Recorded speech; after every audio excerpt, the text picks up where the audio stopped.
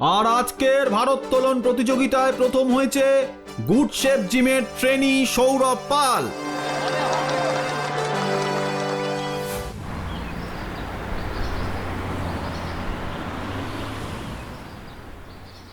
খবরটা শুনেছিস দাদা?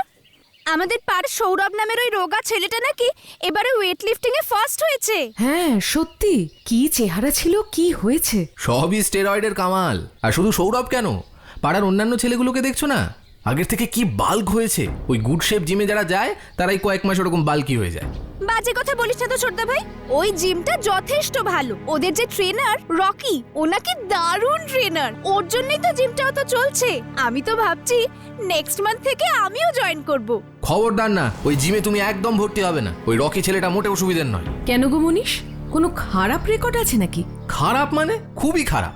আর ছেলেটার সাথে কথা বললেই বুঝতে পারবে, যেমন রুড তেমন ম্যানারলেস, মিশতে জানে না, সবার সাথে দুর্ব্যবহার করে। আর তার উপরে আরে ছেলেটার পুলিশ রেকর্ড আছে, জেল খাটা আসামি। এই তুই থাম তো, লোকে যা বলবে তাই বিশ্বাস করতে হবে তোকে। আর আমি জিমে যাব শরীর ফিট রাখতে, তাতে ও রাগী না হাসি খুশি সেটা জেনে আমি কি করব? না মনি, এটা তুমি ঠিক বলছো না। এটা একদিন আধ দিনের ব্যাপার নয়। জিম মানে তুমি প্রত্যেক দিন সেখানে যাবে, বেশ কিছুটা পার্সোনাল সময় কাটাবে, সেখানে লোকজন কেমন সেটা তো জানতেই হবে। কিন্তু বৌদি, আমি তো অনেক দিন ধরে ওখানে ভর্তি হব ভেবে রেখেছি। ঠিক আছে, ভর্তি হবে, কিন্তু তার আগে আমি একটু খোঁজ খবর নিয়ে আশ্বস্ত হই, তারপরে ভর্তি হইও।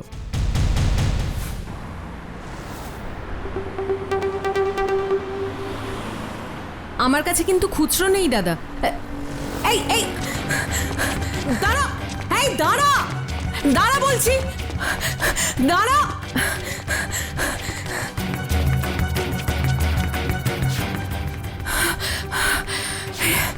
এবার কোথায় যাবে?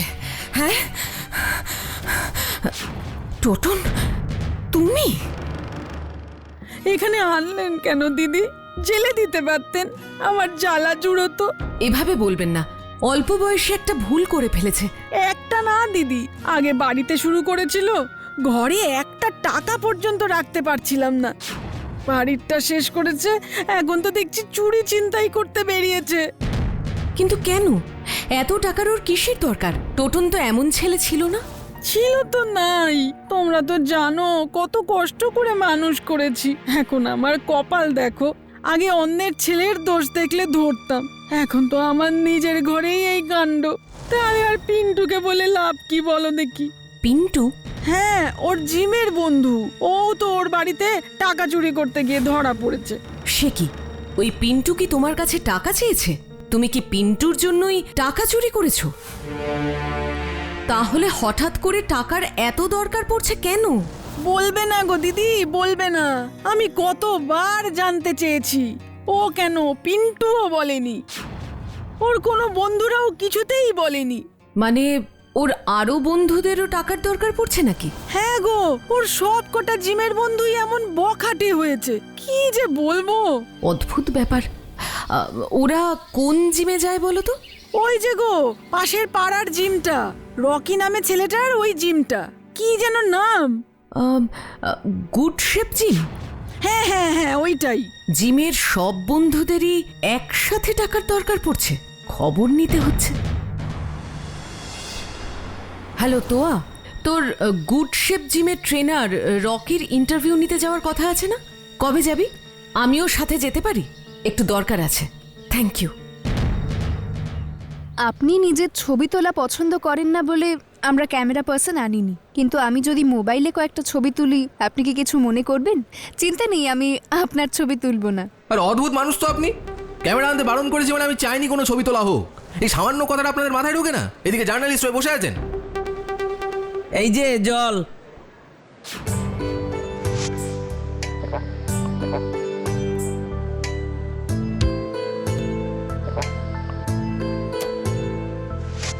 ট্রেন্ডিং মিলের একটা পার্ট খুলে গেছে, ওটা কি স্টোর রুমে রেখে দেবো? আরে না না, তোমায় রাখতে হবে না, আমি রেখে দেবো। কেন, আমায় চাবিটা দাও না, আমি রেখে দিচ্ছি। আরে বললাম তো আমি রেখে দেবো। সবার শুধু চাবি নেওয়ার তাল। যাও তো যাও। আপনি কি এখানে অনেক দিন কাজ করেন? তা প্রায় বছরখানেক হলো। বাচ্চা বাচ্চা ছেলে মেয়েগুলো আসে, খুব ভালো লাগে। রকি দাদা তো সবাইকে খুব যত্ন নিয়ে শেখায়। এই তুমি গেলে এখান থেকে? সারাদিন খালি ফাঁকিবাজি। আর আপনারাও এবার আসুন। আমি তো বসে বসে টাকা নিই না, আমি সত্যি সত্যি ট্রেনিং দিই, তাই এখানে বসে গল্প গাজা করলে আমার হবে না। আরেকটা কথা, আমি কি এই জিমের অ্যাডমিশনের একটা ফর্ম পেতে পারি? কেন, ফর্মেও এবার খুঁত খুঁজে বের করবেন নাকি? না না, আমি তো নিজেই এই জিম জয়েন করব ভাবছি। কি হলো বলতো কেসটা? কি হলো? বললি জিমে তোর দরকার আছে, ভাবলাম হয়তো কোনো তদন্ত করছিস, তা না, তুই জিম করার জন্য এত কাণ্ড করলি। জিম করার জন্য নয়, ওই জিমে ঢোকার জন্য।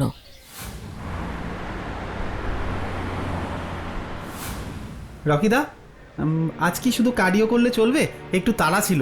দেখো, তাড়া থাকলে আমার জিমে আসার দরকার নেই, ঠিক আছে? এখানে জয়েন করার জন্য অনেকে লাইন দিয়ে বসে আছে। সরি। ওই এক সরি শিখেছে। রকিদা, আমারটা ঠিক হচ্ছে? হ্যাঁ, দারুণ হচ্ছে, কিন্তু 5 কেজি ওজন তোলার জন্য জিমে আসার দরকার কি? মায়ের রেশন ধরে দিবি, তাহলেই হয়ে যাবে। যত সব ফাঁকিবাজ। সরি রকিদা। সরি সরি সরি, সারাদিন শুধু সরি আর সরি। তোদের মতো নেকুপুষু ছেলেগুলোকে নিয়ে আর যাই হোক বডি বিল্ডিং হয় না, বুঝলি? কি খাস বাড়িতে? আমি তো মাছ মাংস ডিম সবই খাই। প্রতিদিন ওই 40 গ্রাম ওজনের মাছের টুকরো খেলে বডি হবে? তোকে এটা খাবার কথা বলেছিলাম। রকিদা, রকিদা, শিগগির চলো। কি খাওয়ার কথা বললো? আর কি হয়েছে নাকি? ওরকম ষাঁড়ের মতো জানাচ্ছিস কেন? আশিস সিট আপ করতে করতে অজ্ঞান হয়ে গেছে। কি? চল তো দেখি। নাও, এটা খেয়ে নাও দেখি, মাথা ঘোরানো বন্ধ হয়ে যাবে। এই আশিস, কি হলো? আরে ও কি, ওটা কি খাচ্ছিস তুই? অত পরিশ্রম করতে করতে মাথা ঘুরে পড়ে গিয়েছিল, তাই একটু লেবুর জল করে দিলাম। এই তোমার না সব ব্যাপারে বাড়াবাড়ি, জানো তো? আমার ওকে অন্য জিনিস দেওয়ার ছিল। আশিস, আমার সাথে স্টোর রুমে চল। আমি ওকে ধরে নিয়ে যাই। একদম না, বুড়োকে কে সামলায় তার ঠিক নেই। এই তুই আয়।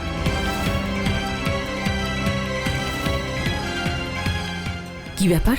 রকি কি এমন জিনিস দেবে? আর ও স্টোর রুমেই বা কাউকে যেতে দেয় না কেন? দেখতে হচ্ছে তো। এই নে। কিন্তু আমি তো আজ টাকা। পরে দিয়ে দিস, কিন্তু রোজ খাবি, একদিনও বাদ দিবি না। বাক্সতে কি আছে?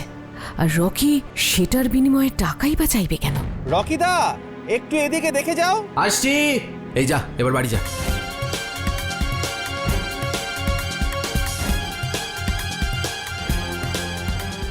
ওই স্টোর রুমে এমন কি আছে যে রকি ওখানে কাউকে ঢুকতে দেয় না? তাড়াহুড়োতে চাবিটা নিতে ভুলে গেছে, এটাই সুযোগ।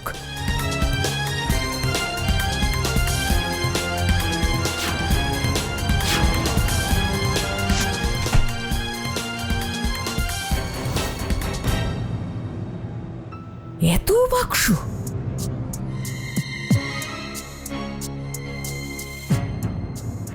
কি আছে এই বাক্সে? আশিসকে তো এরকমই একটা বাক্স দিল।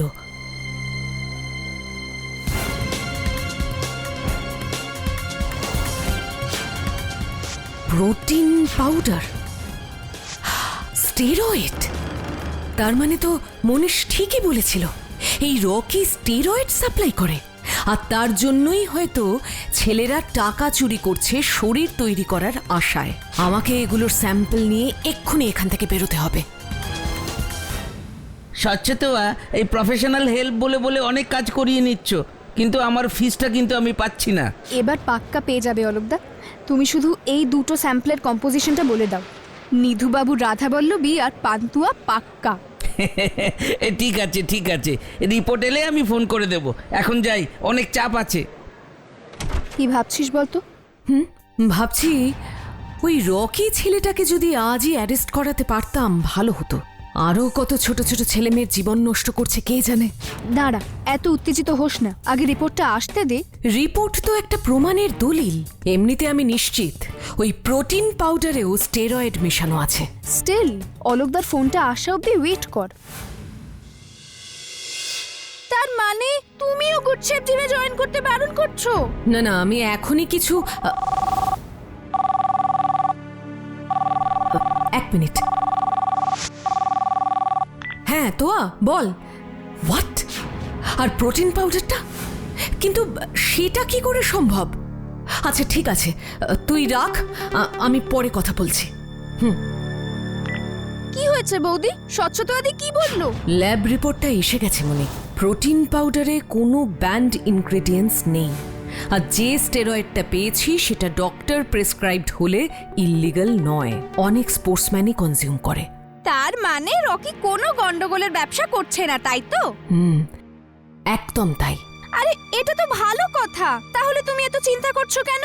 কারণ রকির অ্যাপিয়ারেন্স, পাস্ট রেকর্ড এসব দেখে ওকে সন্দেহ করাটা সহজ ছিল, কিন্তু এবার আবার নতুন করে সবটা ভেবে দেখতে হবে। Good evening madam. Good evening. হরিপদদা, শরবত খাওয়াও না, ওই যে স্পেশালটা। হ্যাঁ হরিপদদা, খাওয়াও না। তা তোমরা থামবে? যাও যাও যাও, ব্যায়াম করো। ব্যাপারটা কি হলো? তার মানে হরিপদদা সবাইকে ওর বানানো শরবত খাইয়েছে, কিন্তু কেন? আশিস সেদিন অসুস্থ ছিল তাই ওটা মানলাম, কিন্তু সবাইকে কেন খাইয়েছে? কই, আমাকে তো দেয়নি। খটকা লাগছে না? আজ রাতে হরিপদদার বাড়িতে গিয়ে একটু বাজিয়ে দেখতে হবে।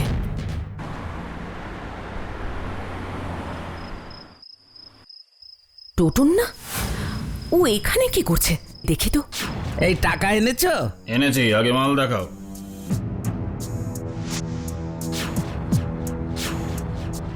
বাহ, দারুণ জিনিস। এখন তাহলে আসি।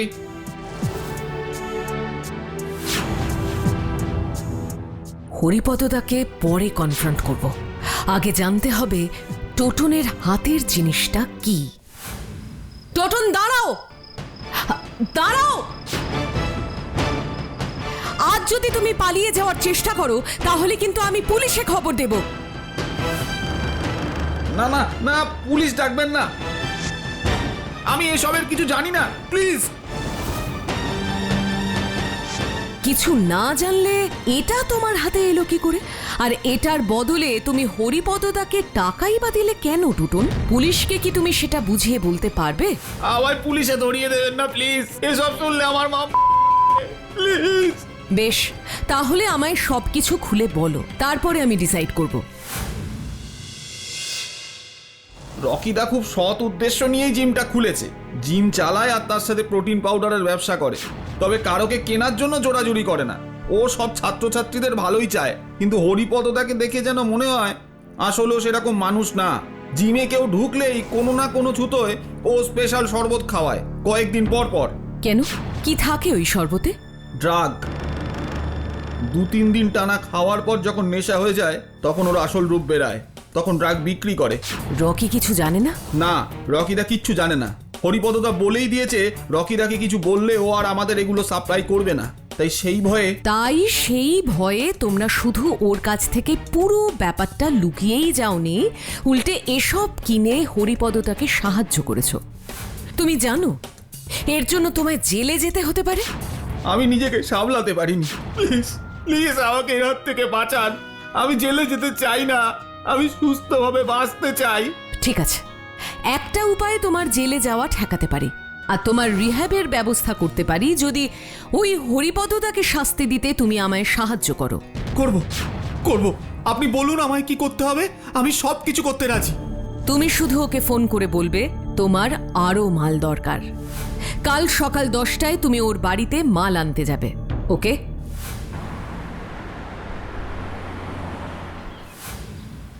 পুরোটা আছে তো? আরে হ্যাঁ, পুরোটা আছে। তোর আরো লাগলে আরো বল, ঘরে পুরো ঠাসা মাল। কিন্তু এত মাল তোর একসঙ্গে লাগবে কেন রে? ওর না, ওটা আমাদের লাগবে। অফিসার, ড্রাগ পাচারকারীদের হাতে নাতে ধরুন।